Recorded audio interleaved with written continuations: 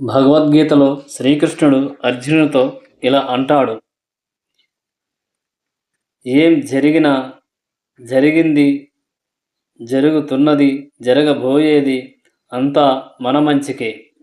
జీవితంలో ప్రతి విషయంలోనూ ఈ విశ్వాసం గాఢంగా ఉంచాలి. భగవంతుడు ఎప్పుడూ మనల్ని చేరవలసిన చోటుకే చేర్చుతాడు. జీవితంలో కొన్ని చేరవలసిన చోటుకే చేరుతాయి. జీవితంలో కొన్నిసార్లు అలాంటి పరిస్థితులు ఏర్పడతాయి. అప్పుడు ఎందుకు నాకే ఇలా జరుగుతుంది?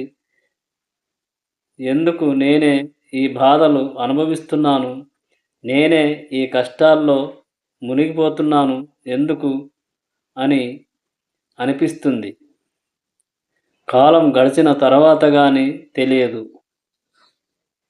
పొగమంచు తొలగినప్పుడు అర్థమవుతుంది. కష్టాలు రాకపోతే నేను ఈరోజు ఈ స్థాయిలో ఉండేవాడిని కాదు అని అనిపిస్తుంది. శ్రీకృష్ణుడు ఇలా అంటాడు, ఏ విషయంలోనూ నేను మనిషి అతిగా మునిగిపోకూడదు. ఎవరిపైనను ఆసక్తి ఎక్కువగా చూపకూడదు. ఎక్కువగా ఎవరిని ద్వేషించకూడదు. అవసరానికి మించిన సుఖం నిన్ను సోమరిగా మారుస్తుంది. ఎక్కువ కష్టపడడం నిన్ను అలసిపోయేలా చేస్తుంది. ఎక్కువ తినడం వల్ల నిన్ను రోగిగా మారుస్తుంది. తక్కువ తినడం వల్ల నిన్ను బలహీనునిగా మారుస్తుంది. ఎప్పుడు జీవితాన్ని సమతుల్యంగా చూడాలి.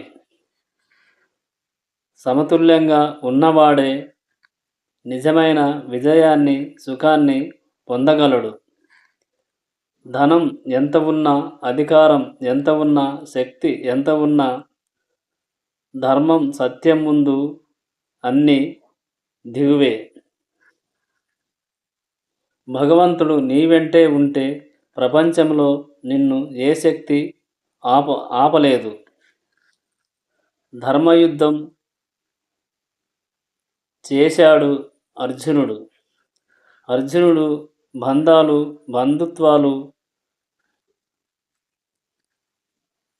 బంధుత్వాలు, భావోద్వేగాల మధ్య చిక్కున్నప్పుడు కానీ శ్రీకృష్ణ భగవానుడు అతనికి నిజం తెలియజేయగా అర్జునుడు అర్థం చేసుకున్నాడు.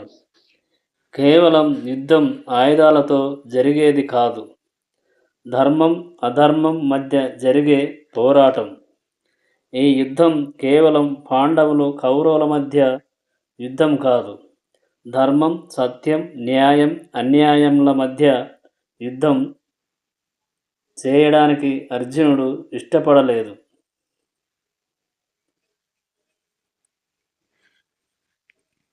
ధర్మం, అన్యాయముల మధ్య ఈ యుద్ధం చేయడానికి అర్జునుడు ఇష్టపడలేదు.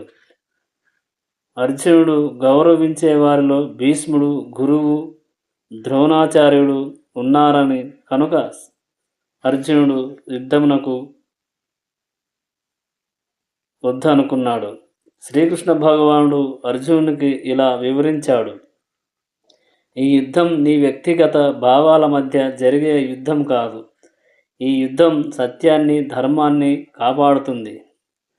కౌరవ సభలో ద్రౌపదికి అవమానం జరిగినప్పుడు, పాండవులను మోసం చేసినప్పుడు అన్యాయానికి వ్యతిరేకంగా నిలబడమే నీ ధర్మం. అలాగని తప్పును సహించడం కూడా పాపమే. మనం తప్పు చేయకూడదు. అన్యాయాన్ని చూసి నీవు ఏమి అనకపోతే అన్యాయం చేసిన వారితో సమానం. నీవు కూడా దోషివే. శ్రీకృష్ణుడు ఇలా అంటాడు, శ్రీమద్ భగవద్గీత ఉపదేశాల అనుసారంగా ఎలాంటి కష్టాలు జీవితంలో వచ్చినా నిలకడగా ఉండడం, ప్రతి సమస్యకు పరిష్కారం దొరికేలాగా భగవద్గీత చూపిస్తుంది. చీకటి కమ్ముకున్నప్పుడు, సమస్యకు మార్గం కనిపించనప్పుడు కూడా నీవు శాంతంగా ఉండాలి. సరైన నిర్ణయాన్ని తీసుకోవాలి. గీత జ్ఞానం అర్థం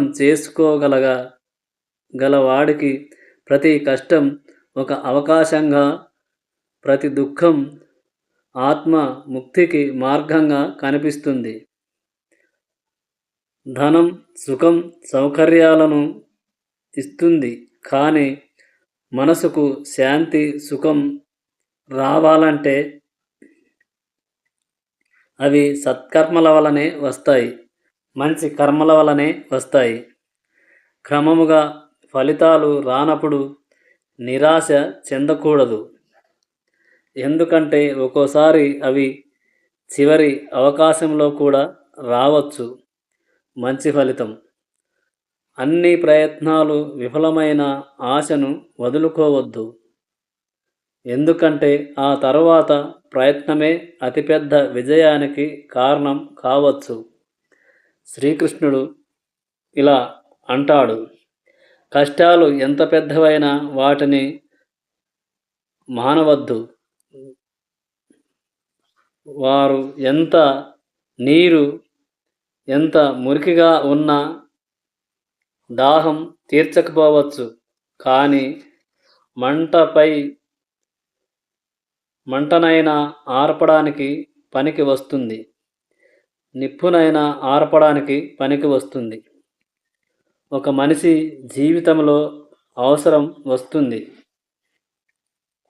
నీ కష్టాల నుంచి బయటపడేసేవాడు, నీ కన్నీళ్ళని ఆపేవాడు, నీ బాధల నుండి బయటపడేసేవాడు అది నేనే. నన్ను అనుసరించేవాడికి సాధ్యం కానిదంటూ ఏది ఉండదు. భగవంతుడిని ఏదైనా అడిగినప్పుడు అది దొరకకపోతే ఆయనపై కోపపడరాదు. ఎందుకంటే భగవంతుడు నీకు ఇష్టమైనది ఇవ్వడు, నీకు మంచిదే ఇస్తాడు. నీవు ఏదైనా పొందడానికి పూర్తిగా ప్రయత్నించి విఫలమైన అది నీకు దొరకకపోతే దేవుడు నీ కోసం మరింత గొప్పగా ఆలోచించాడని అర్థం చేసుకో. నీవు నీ కళ్ళ ముందు ఉన్నదానిని మాత్రమే చూడగలవు. కానీ భగవంతుడి దృష్టి సర్వం చూడగలడు. ఎవరి నుంచి ఏమీ ఆశించని వాళ్ళే నీ వెంట నిలబడతారు. నీ దగ్గరగా ఉన్నారని భావించే వాళ్ళే నీకు దూరమై పోతారు. జీవితం క్రమం ఇదే. ఎవరి నుంచి ఎక్కువగా ఆశించవద్దు. ఎందుకంటే ప్రతి ఒక్కరూ తన జీవిత పోరాటంలో నిమగ్నమై ఉంటారు. నీవు ఉండాలనుకునే వారు ఎలాంటి పరిస్థితుల్లోనైనా నీ వెంటే ఉంటారు. వెళ్ళిపోవాలనుకునే వారిని వెళ్ళిపోనియ్యి. చాలా మంచిగా ఉండడం కూడా ఒక తప్పే. ఎందుకంటే నీవు మంచిగా ఉన్నాడని మర్యాద ఇస్తున్నారో లేక నిన్ను వాళ్ళు ఉపయోగించుకుంటున్నారో తెలియదు. అందుకే ఎప్పుడైనా సమానంగా ఉండు. నీవు ఎవరిని ఎక్కువగా బాధ పెట్టకు. ఆ బాధ వారికి పెట్టినప్పుడు తెలియదు. ఆ బాధ నీ వరకు వచ్చినప్పుడు మాత్రమే నీకు అర్థమవుతుంది. అన్ని మంచి పనులే చేస్తే మంచి ఫలితాలే వస్తాయి. చెడ్డ పనులు చేస్తే చెడ్డ ఫలితాలే వస్తాయి. సత్యం, ధర్మం ఎప్పుడు మరవద్దు. సత్యాన్ని, ధర్మాన్ని నీవు కాపాడితే సత్యం, ధర్మం నిన్ను కాపాడుతుంది. ఎవ్వరికి ఆపద తలపెట్టవద్దు. అది నీవు మంచి పనులు చేస్తే మంచే జరుగుతుంది. నన్ను ఆచరించిన వానికి అనుసరించిన వానికి సర్వము నేనై కాపాడతాను అని శ్రీకృష్ణ భగవానుడు భగవద్గీతలో అర్జునునికి ఇలా చెప్పినాడు. జై శ్రీకృష్ణ, జై శ్రీరామ్.